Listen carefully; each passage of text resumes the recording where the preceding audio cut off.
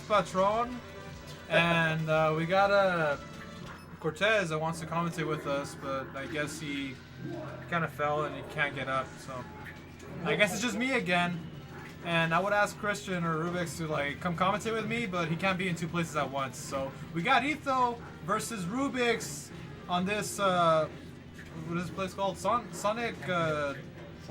Sonic Hero. Well, what is there to say about this matchup? I see this a lot in between them. It's gonna kind of be back and forth and in your face kind of stuff. You know, Rubix is the kind of player that likes to be in your face, and Etho likes to be in your face as well, but not in your face like that, you know? Because, I mean, he has a back air, so he doesn't have to be super in your face, but just close enough to bear you.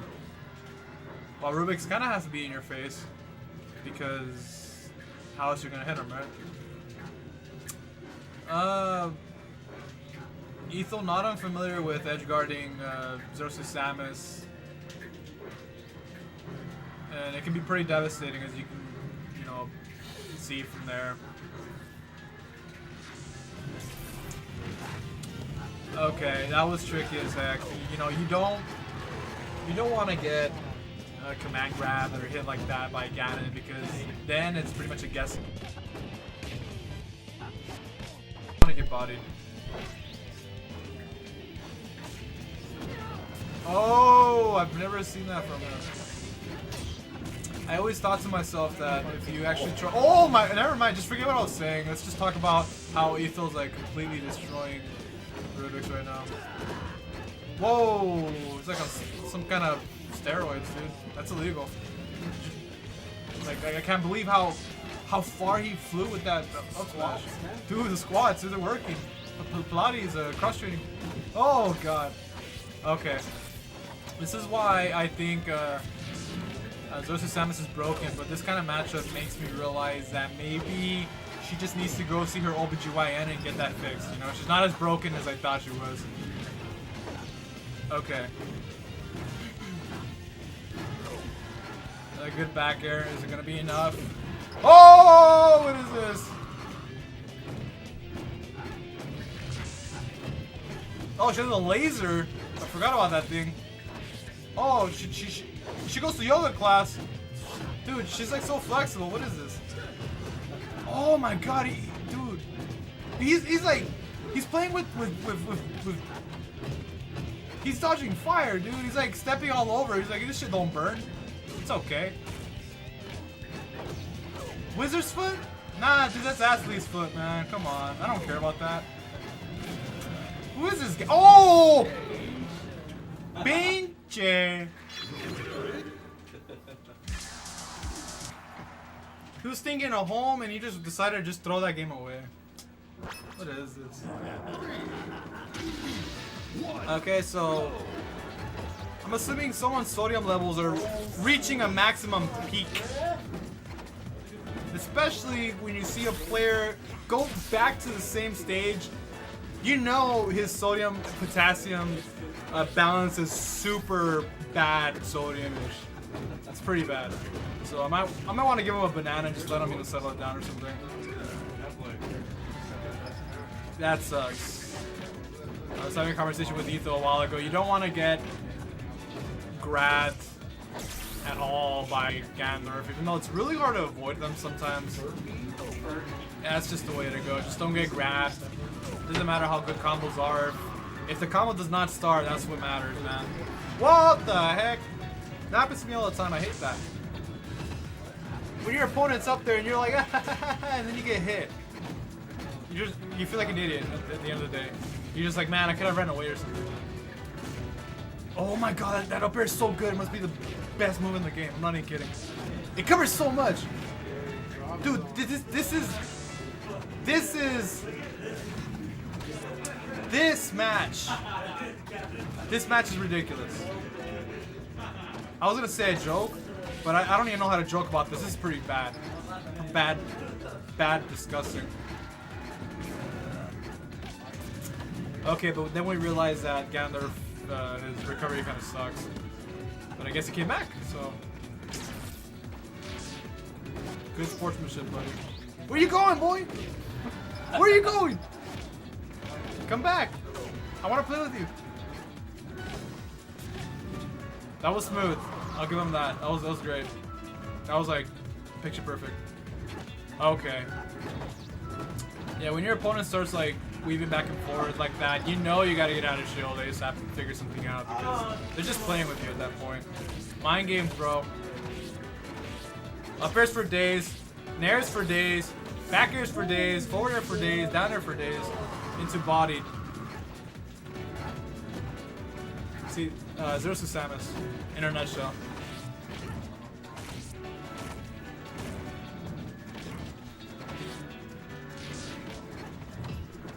But I mean, as a disclaimer, I'm not saying that, you know, she's broken and she needs to go see a doctor or something. I'm just saying that she's broken if you know how to use her. She actually takes a lot of skill. She really does, and that I respect. I think Ganon takes a lot of skill as well, you know. Dragon Ball! I forgot what that new Dragon Ball series is. Just call it Dragon Ball. Oh! Oh, look at her flips. Great. Yeah, he got bodied. Okay, so Etho versus Rubix 1-1. What is their counter pick? Let's see. Seems that Rubix is actually taking a breather to figure himself out, figure out his life and how his iguana's doing at home, and he's probably gonna see what he decides to ban, I guess. Interesting decision.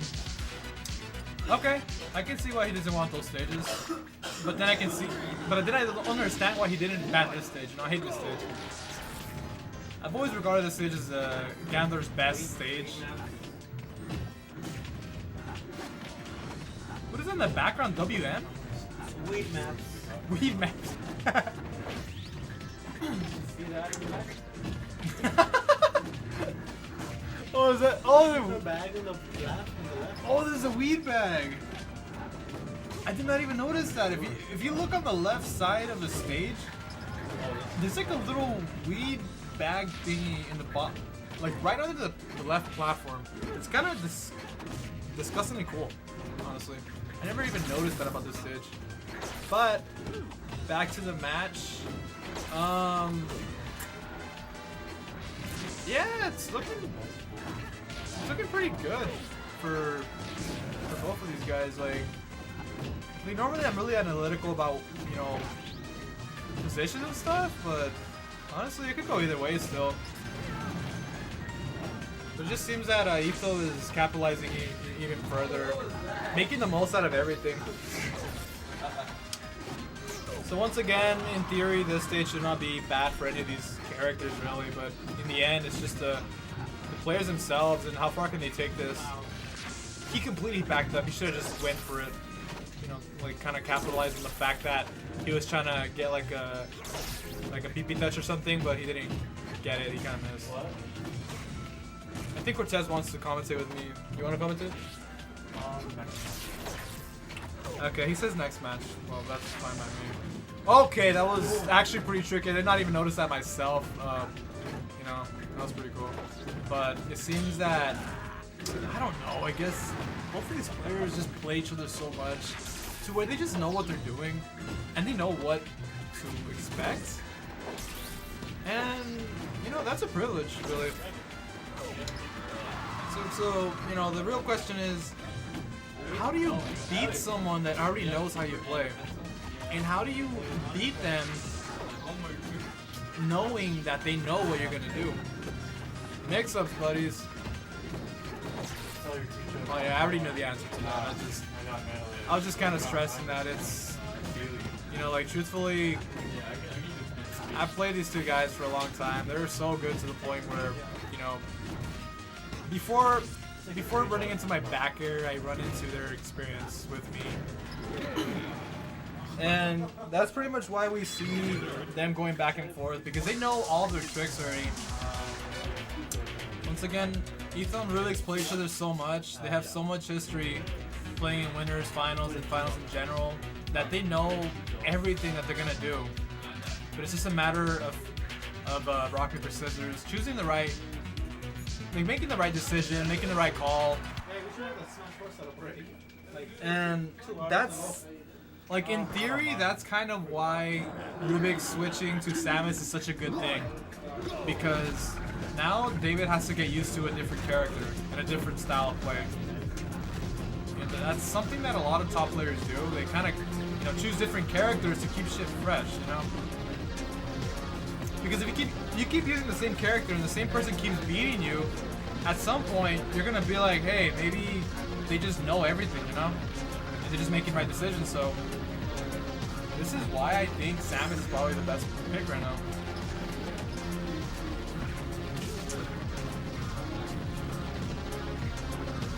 So Rubix is no beginner with Samus, but once again, Etho is just really good as a player. He's well-rounded. Projectiles, butter knife, whatever you got, it don't matter what character you have, man. He's gonna figure it out. Like, at least that's what I can infer from what I've seen so far.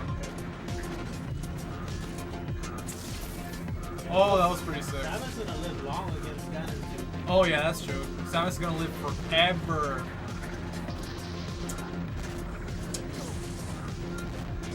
She seems to be super light, and yeah, she is. But the thing about Smash in general is that if you're a really, really light character, you actually don't die as fast horizontally. You will get bodied upwards, but if you get hit to the sides, you actually live a lot longer.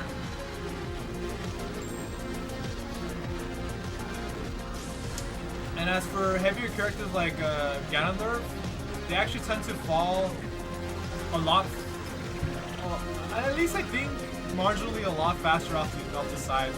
Or at least that's how you beat them, you know? So basically, light characters, they have to go up, and heavy characters have to go to the sides. Any other way, you're playing the matchup wrong, and you gotta go figure yourself out. Oh, that was sick! Oh! Okay, he has that. You know, the cape. I don't know how many active frames it has, but it seems to have reflected the missile, and it also reflected the big fat gooey ball as well. Oh, that was super well spaced. That's awesome. You know what? Yeah, I did not account the fact that Ganon actually has a side B that can reflect. What is that, like a Mario cape or something? I don't know, but he can reflect things whenever he wants, and that's actually pretty powerful. You know, considering the fact that your opponents, when something gets reflected against them, they kind of have to either evade it or, you know, power shield it. You know, the odds are pretty much against them on that behalf. But once again, anything's beatable, anything's baitable. You know, like, and if you actually bait someone really well, that's what I refer to as a master bait. Yeah, I said it. But not everyone's a master. Not everyone's an international master. All these guys are like amateurs and stuff, so whatever. You just call them baits. That's your master. Oh, that was sick. Oh, she's actually so light. Where he can actually just re-grab. That was disgusting. I don't know how that happened. Oh, he's just capping the shoot out of him. Squeeze, buddy, squeeze. Squeeze that trigger. Oh, just squeeze it, bro. You got a gun, squeeze it. Squeeze it, buddy. Just, oh, you see, that's what I was just saying right now. The more he wants to squeeze that trigger, the more he wants to side B. It's a thing, guys. That's Bobby here tonight.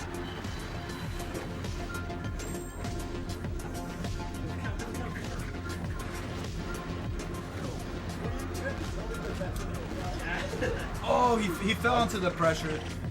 That sucks. It always disheartens everybody. Whoa, that was really quick. That was a great way to get out.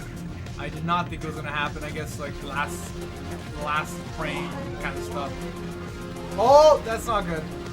That was a great float. Okay. Oh, what is going on? These mixes are ridiculous. Gandalf is pretty ripe, if you ask me. You know, as we saw from H2O in the melee sets, Samus can actually try to cancel her missiles by hitting the ground, and that's actually, you can treat that as a Falco laser into whatever the heck you want. And Rubix actually is pretty good at using that. Although the fact that Etho is reflecting whenever he actually does that, it's getting a little tricky. You know, if this was a checkers game, I probably would just rage quit. You know, because this is the longest checkers game of my life. Oh! Why is it that both of these guys always take us to the last game? It's like, I'm stapled onto my seat, but I'm falling off, dude. Like, my butt's sore, man. Come on. But it's always enjoyable to see this, you know? Like, these guys are taking this matchup so far. It's really enjoyable. Yeah, we can actually just look at it and be like, hey, that's cool.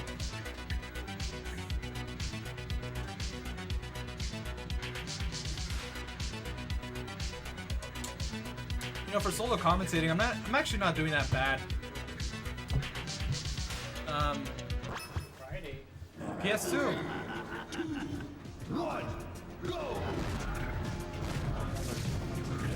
Okay, so for those of you that don't really play PM often, and those amateurs that don't really understand what is going on, we got a heavyweight and a floaty that has a lot of guns.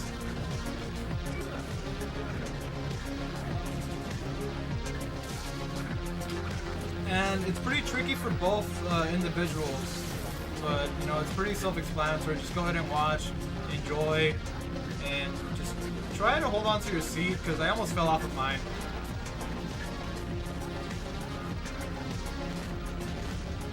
Enjoy the music. It's actually pretty nice too.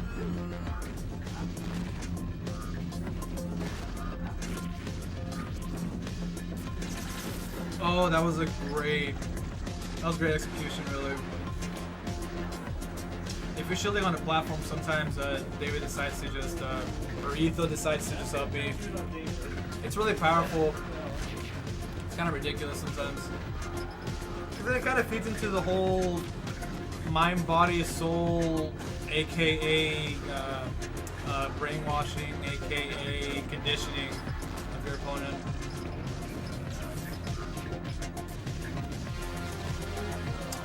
Huh. I want to say that's very unfortunate, but I have a feeling Rubix did that on purpose. So yeah.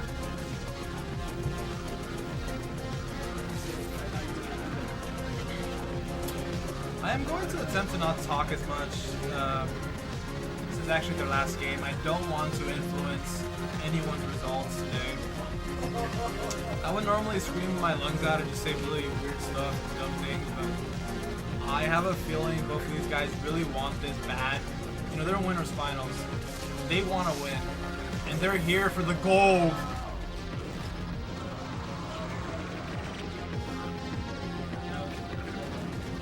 Both of them are really, really struggling and really mastering it out. Oh, he almost actually fell off. They both want this bad. These guys have such a big rivalry. That Zero was really good. It extended the distance that he would have to come back from. Oh, what? Why?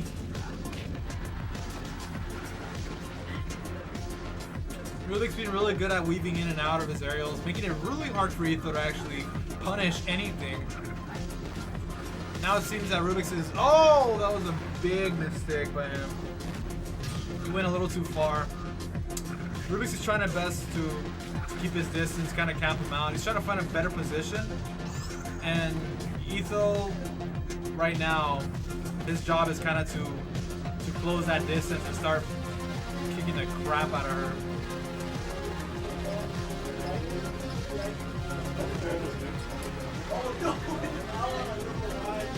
In theory, this matchup shouldn't be too bad for any of these guys. Once again, that's where the players come in, and you know, it's like the best example I could give is a couple of chess players that always want to pick white and they never want to go black. It's because they're not ready to play these kind of matches, really. You know, like they're not ready to realize that some people will run away and they will take that initiative. Oh my goodness. I'm out. Judo Bilby.